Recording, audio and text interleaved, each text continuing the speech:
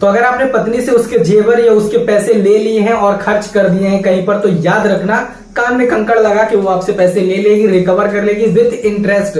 Supreme court of India का ये जो जजमेंट आया हुआ है ना, ये बहुत ही ऐतिहासिक जजमेंट है। हाय नमस्कार, जय हिंद।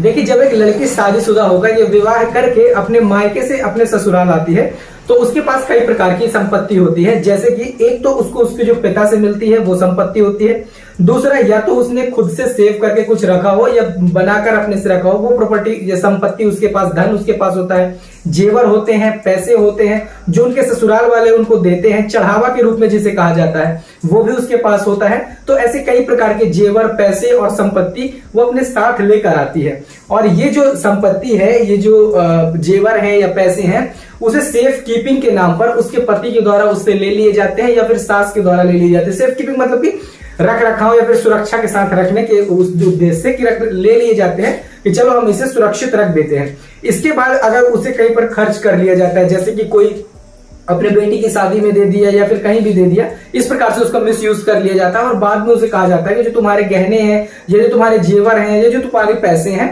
वो तो हमने यहाँ पर स्पेंड कर दिए, अब हमारे पास नहीं है। चाहे वो उसका पति हो या सास हो या फिर कोई भी हो, कोई भी पर्सन हो सकता है जो इस प्रकार से यूज उसका कर लेता है। लेकिन अब ऐसा नहीं होने वाला है। सुप्रीम कोर्ट ऑफ इंडिया का ये लैंडमार्क जजमेंट आया हुआ है। अगर आपने, आपके पति ने या फिर आपके सास ने या फिर ससुराल वालों ने, कोई भी आदमी अगर आपका जो संपत्ति है यानी कि लड़की के जो जेवर है या पैसे हैं उसको अगर यूज करता है तो उसे इंटरेस्ट के साथ उसे रिटर्न करने होंगे।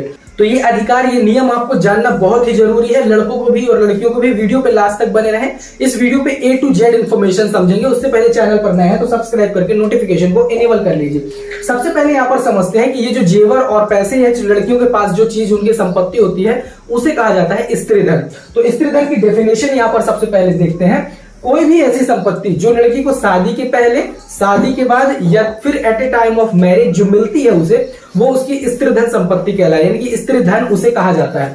स्त्री धन उसे गिफ्ट के रूप में भी मिल सकता है, प्रॉपर्टी के रूप में भी मिल सकता है, डिमांड ड्राफ्ट चेक के माध्यम से भी मिल सकता है। आप ऐसा कह सकते हैं कि ओवरऑल किसी भी माध्यम से मिले। मतलब आप समझ रहे हो ना कि किसी ने गिफ्ट दे दिया या फिर किसी ने फिक्स डिपॉजिट करा दी या फिर कोई बाप अपनी बेटी को जो भी देता है या सास ससुर देते हैं या फिर अपने पति से जो मिलता है या उसने खुद से जो अर्न किया हुआ है, तो इस प्रकार का कोई भी प्रॉपर्टी या कोई भी संपत्ति, जेवर, पैसे, गहने, कुछ भी हो, उसे स्त्री धन कहा जाता है। और स्त्री धन पर उस लड़की के पिता का, माता का, सास का, ससुर का या किसका कितना अधिकार होता है, ये इस जजमेंट के माध्यम से समझेंगे। ये जो केस है इसका सबसे पहले बैकग्राउंड देख लेते हैं। केस का टाइटल है माया गोपीनाथन वर्सेस अनूप का। मामला इस प्रकार से है कि माया गोपीनाथन और अनूप की 4 मई 2003 को मैरिज होती है, लेकिन ये मैरिज इनकी फर्स्ट मैरिज नहीं होती है, ये इनकी सेकेंड मैरिज होती है। माया जो होती है वो विडो होती है और जो अनूप होते हैं वो डाइवोर्सी होते हैं। तो इनकी सेकेंड मैरिज होती है, 4 मई 2003 को इनकी ये मैरिज होती है। और इनकी मैरिज में माया गोपीनाथन को जो भी गिफ्ट मिलता है, जो भी पैसा मिलता है अपने पिता से, वो मिलता है 89 सॉरेंस ऑफ गोल्ड और 2 लाख रुपए डिमांड ड्राफ्ट के माध्यम से इनको दिया जाता है। गिफ्ट में इनको ये मिलता है, ये इनका स्त्री धन होता है। आफ्टर मैरिज फर्स्ट नाइट माया को जो गहने और जो पैसे मिले हुए थे वो उनकी कस्टडी अपने पति अनूप को दे देती हैं और अनूप ये सारा का सारा उनका जेवर और अब पैसा अपनी माँ को दे देते हैं सेफ कीपिंग के लिए, यानी कि रख रखाव के लिए। कुछ दिनों बाद जब इनके बीच में डिस्प्यूट्स होते हैं, जब माया के द्वारा अपने जेवर और पैसे मांगे जाते हैं, तो अनूप और उनकी माँ ये कहते हैं कि हमने ये कर्ज में जो भी हमारे पास था उसे चुकाने में खर्च कर दिया है। इसके बाद माया डिवोर्स के लिए और अपना स्त्री धन वापस पाने के लिए एक केरला फैमिली कोर्ट में पिटीशन फाइल करती हैं। फैमिली कोर्ट में दोनों दलीलें सुनने के बाद फैमिली कोर्ट ये डिवोर्स को एक्सेप्ट करती है और दूसरी तरफ ये ऑर्डर करती है कि जो अनूप के द्वारा इनके पैसे और इनके जेवर खर्च किए गए हैं तो विद 6% इंटरेस्ट गोल्ड और पूरा इनका पैसा इन्हें रिटर्न करना पड़ेगा। यहां पर आप देख सकते हैं कि जो फैमिली कोर्ट है उसने 6% इंटरेस्ट के साथ 2 लाख रुपए के रिटर्न करने की और गोल्ड जो 89 सोरेंस का गोल्ड था उसे रिटर्न करने के लिए यहां पर जजमेंट दिया। यहां पर अनूप इस जजमेंट को चैलेंज कर देते हैं केरला हाई कोर्ट में।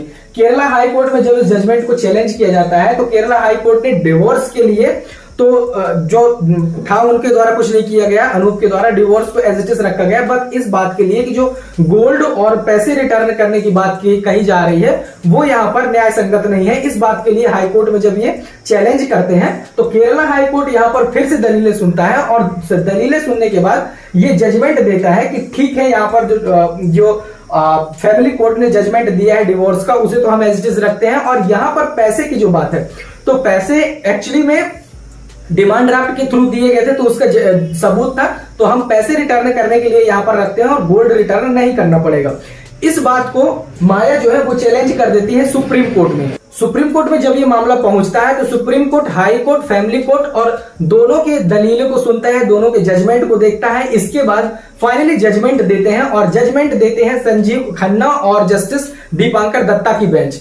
जजमेंट में वो ये कहते हैं कि जो भी यहाँ पर फैमिली कोर्ट और हाई कोर्ट के द्वारा डिसीजन दिए गए हैं, इसमें जो फैमिली कोर्ट का जो डिसीजन था वो डिसीजन सही है। यहाँ पर हाई कोर्ट ने जो गोल्ड को ये कह दिया कि गोल्ड के लिए हम ये नहीं कह सकते कि रिटर्न करो, ये गलत है। गोल्ड भी उन्हें रिटर्न करना पड़ेगा क्योंकि based on the father statement जो कि माया के पिताजी ने अपना गोल्ड दिया था, उनके पास इस बात के विटनेस भी हैं, गवाह भी हैं।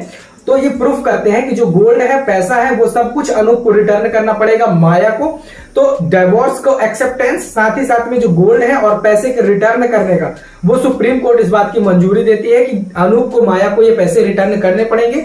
ये स्त्री धन है, ये माया का स्त्री धन है और यहाँ पर अनूप का कोई अधिकार नहीं बनता। इसके बाद फाइनल सुप्रीम कोर्ट स्त्री धन को थोड़ा सा विस्तार से समझाते हैं और ये कहते हैं कि जो स्त्री धन है, जो महिला को चाहे शादी के पहले, शादी के बाद या फिर at a time of marriage मिला हो, उस पर ना तो उसके पिता का, पति का, सास का किसी का भी अधिकार नहीं है। अगर आप उससे किसी टाइम पर आपके ऊपर कोई समस्या है तो ले रहे हैं, उस समस्या में आप गिरवी रख रहे हैं उसे या फिर आप कुछ भी कर रहे हैं, तो आपको फिर इसके बाद उसे रिटर्न करना पड़ेगा। ये नहीं कि आप एक बार ले लिए और खत्म कर दिए और वहां से खत्म, टाटा बाय बाय, ऐसा बिल्कुल नहीं होगा। आपको उसे रिटर्न करना भी पड़ेगा।